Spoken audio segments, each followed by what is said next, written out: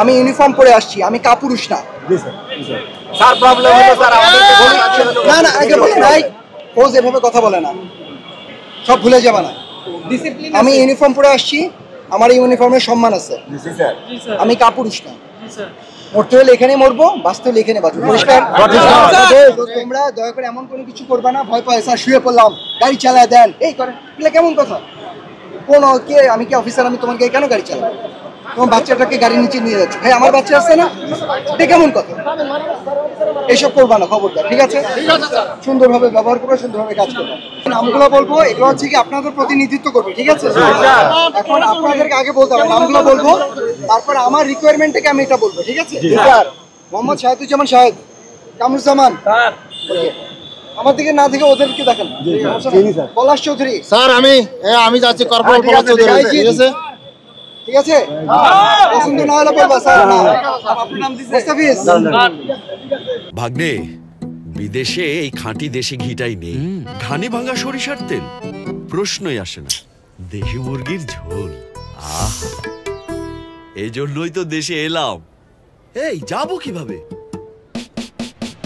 দেশি অ্যাপে ওয়াও, এভাবেই এক যুগ ধরে পাঠাও আপনার লাইফস্টাইলের প্রাউড অংশীদার। পাঠাও চলো দেশি ভাইবে চলবে 14 থেকে 31 মে পর্যন্ত। ইকবাল হার আলাল ভাই, ওই জালাল, হ্যাঁ শামীম আক্তার স্বাধীন স্যার। আচ্ছা এই 8 জন। জি স্যার। এখন আমি আমার যদি ক্ষমতা থাকতো আমি 100 জন নিয়ে যেতাম, বাট সম্ভব না। স্যার ঠিক আছে স্যার, সমস্যা নাই স্যার। ওই 8 জন ঠিক আছে? ঠিক আছে স্যার। এখন কথা হচ্ছে কি, এই এখন মানে এই 8 জন কি করবে না করবে এইটা এই 8 জনের ব্যাপার। জি স্যার। তারা যদি তোমরা মনে করো যে আমাদের ধর্ম ইভেন আছে, যদি তোমরা কাউকে নেতা হিসেবে নিযুক্ত করো তাদের কথা শুনতে হবে। জি স্যার। এটা আমাদের সেনাবাহিনী আমাদেরকে এটা শিক্ষাটা দিচ্ছে। আমরা সবাই ডিসিপ্লিন সোলজার এখানে, ঠিক আছে? এখন কথা হচ্ছে আমি জানি না, এর আগে আমি আমার অভিজ্ঞতা থেকে বলতেছি, একটা গ্রুপ এর আগে যায়, যাওয়ার পরে তারা বুঝে এসে তাদের কথা কেউ শোনে না। এই গ্রুপটারও এরকম যাবে, যাওয়ার পরে তারা ফেরত আসবে, তারা তোমাদেরকে বোঝানোর চেষ্টা করবে, তোমাদের মধ্যে অনেকে থাকবে তারা কথাটা বুঝতে চাবে না। এটা কেন চাবে না আমি বলি, কারণ এখানে হইতে পারে কারো কিছু দুষ্ট বুদ্ধি থাকতেও পারে, ভাঙলে মানে ডিভাইড অ্যান্ড রুল বলে একটা কথা আছে, ঠিক আছে? আমি একটা কথা বলবো, এখানে আমরা আলাদা আলাদা প্ল্যাটফর্ম না, আমরা সবাই একই প্ল্যাটফর্ম, ঠিক আছে? এখানে আমরা অমুক তমুক এই সেই এগুলো কিছু নেই, ঠিক আছে? তো আগে তোমরা আমাকে কথা দিতে হবে, এই 8 জন ওরা যে সিদ্ধান্ত নিয়ে আসবে, সিদ্ধান্ত না, ওরা তো সিদ্ধান্ত ওদের দেওয়ার ক্ষমতা আছে, সিদ্ধান্ত কে দিবে?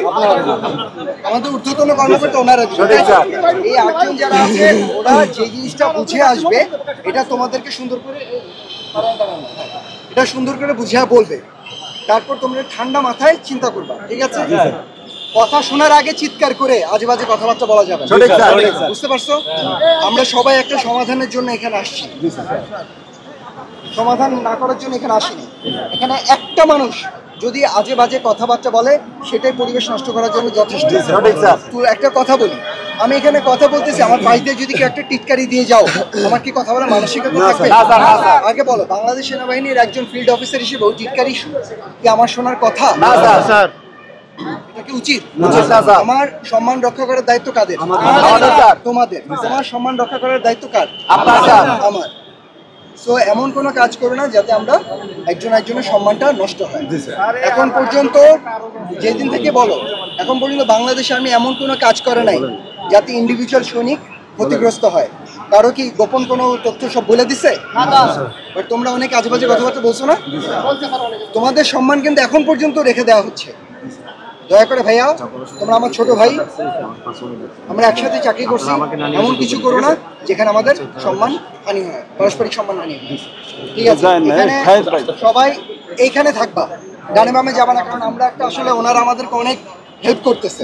একটু ভাই আমি শেষ করি, তারপর তুমি বলো। হ্যাঁ, অনেক হেল্প করতেছে। এখন যে আমি এখানে দাঁড়াইছি, ওনাদের ফুলের গাছগুলো নষ্ট হচ্ছে, সবকিছুতে আমার জবাবদিহিতার ভেতরে থাকা উচিত।